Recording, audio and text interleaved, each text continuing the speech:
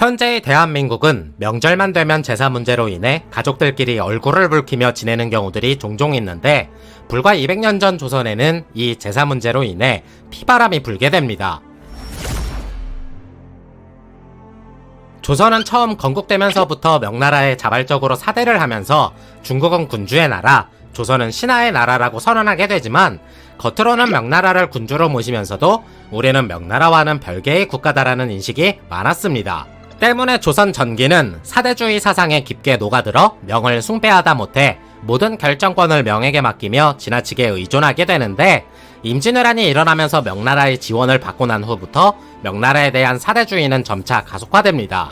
그래서 이러한 사대주의를 깨고자 했던 광해군이 중립외교를 통해 청나라와 관계는 어느 정도 이어가고자 했으나, 이 정책에 반대했던 서인들을 중심으로 인조 반정이 일어나며 광해군은 정권에서 물러나게 됩니다. 그 결과 광해군 복수의 빌미로 정묘 호란과 병자 호란이 일어나며 인조는 청에게 무릎을 꿇어야만 했는데, 이후 세월이 흘러 명나라가 망했음에도 조선은 명의 황제가 쓰던 연호를 계속해서 쓰는 등 그래도 청나라는 오랑캐다 라는 인식이 굉장히 강했습니다. 그렇게 세월이 흘러 청나라 서구 문물이 흘러들어오면서 굉장히 번창한 선진국이라는 시선도 동시에 존재했었는데, 이 때문에 북학파 실학자들이 서구 문물을 적극적으로 수용해야 된다고 주장하기도 했습니다. 그리고 대신들은 정조에게 간청하며 명나라가 망해서 황제가 없고 오랑캐가 대륙을 차지한 상황이니 독자적인 연호 사용을 통해 황제의 자리에 올라 청나라와 동등한 위치에 올라서야 된다고 했지만 실현되지 못했습니다.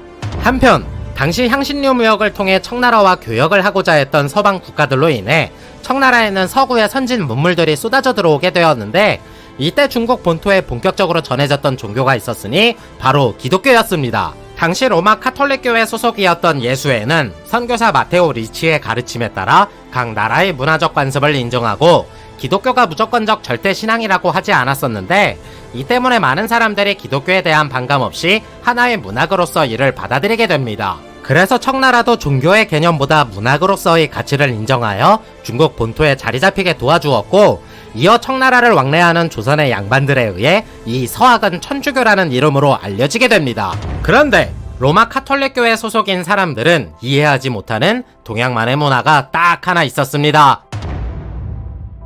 로마 카톨릭교회의 프란치스코회와 도미니코회는 동양의 전통과 문화를 존중하는 예수회의 선교 방식에 항상 불만이 많았습니다.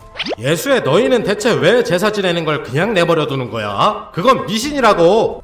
이건 자기들만의 고유 문화야. 우리가 인정해줄 건 인정해줘야지. 이 동양의 제사 문제는 로마 카톨릭교회 내부 분쟁으로 이어졌고, 결국 교황 클레멘스 11세가 천주교 신자라면 제사를 지내서는 안 된다고 발표하게 됩니다. 결국 이러한 소식은 조선에도 그대로 전해지게 되었습니다. 1790년 당시 해서 및 관동 지방에서부터 시작된 천주교는 일반 민중들 사이에서 암암리에 퍼져나가는 동안 아무런 문제가 되지 않았었습니다. 그리고 서학은 일종의 학문으로서 조선으로 흘러들어온 상황이라 글자를 잘 아는 일부 양반 계층들만 알고 있었고, 때문에 천주교를 종교로서 믿는 사람들도 많지 않았었습니다. 그러나 서학은 권력을 크게 다지지 못했던 비주류 양반들로부터 널리 퍼지기 시작했고, 이걸 일종의 학문으로 받아들였던 양반들이 일반 백성들에게도 소개하기 시작하면서 갑작스럽게 세력이 불어나기 시작했습니다. 그리하여 하느님 앞에서 모든 인간은 평등하다는 교리가 당시 성리학적 관점에서 신분, 계층사회로 나누어져 차별과 멸시를 받던 백성들에게는 구원의 비출기처럼 보이게 되니, 이로 인해 천주교를 더욱 믿게 만드는 계기가 됩니다. 더불어 조선 정부의 입장에서도 서학은 단순 소설책 정도로만 치부하던 상황이었고, 천주교를 포교한다고 하여 당장 어디에 피해를 준다거나 변란을 일으키는 상황이 아니었기 때문에 조선 정부도 크게 개의치 않아 했습니다. 하지만 이 두 사람으로 인해 천주교의 탄압과 박해가 시작되었습니다. 윤지충은 1759년 부유한 집안에서 태어난 인물로서 조선 최고의 실학자 정약용과는 사촌관계였는데, 정약용의 권유로 청나라에 유학을 가게 되면서 그곳에서 천주교의 교리에 반해 견진 성사까지 바꾸오게 됩니다. 이후 1790년 고향으로 내려온 윤지충은 사촌이었던 권상현과 함께 천주교의 제사 금지령을 따르고자 집안에 모셔두던 조상들의 신주단지를 불사르게 되고, 1791년 모친상을 당하면서 카톨릭 방식으로 장례를 치르게 되니 윤지충의 종친들은 크게 분노하기에 이르렀습니다. 이때 사촌이던 권상현이 윤지충의 행동을 옹호하고 나서며 천주교인들은 제사를 지내지 않는다고 하자 결국 이러한 사실이 조정에도 전해져 이 문제는 당시 조선 사회를 발칵 뒤집어 놓는 파란을 일으키게 됩니다. 당시 조선은 유교 사상을 바탕으로 성리학이 근간이 되는 나라이다 보니 그 성리학의 가장 중요한 덕목인 삼강오륜, 그 중에서도 가장 기본이 되는 도덕적 지침을 어기게 되는 상황이 벌어졌던 것입니다. 때문에 몇백 년간 이어져 온 나라의 통치 이념을 일개 2명의 양반들이 거부하고 있으니 조선 정부 입장에서도 더 이상 천주교를 가만히 내버려두기 힘들었습니다. 그래서 야, 너희들 당장 유교식 예법으로 상복을 입고 다시 장례를 치르도록 하거라. 가난한 양반들은 돈이 없어서 장례도 못 치르는데 처벌도 안 받고 있습니다. 천주교 교리만 잘 따랐던 우리가 무슨 죄가 있다고 이러십니까?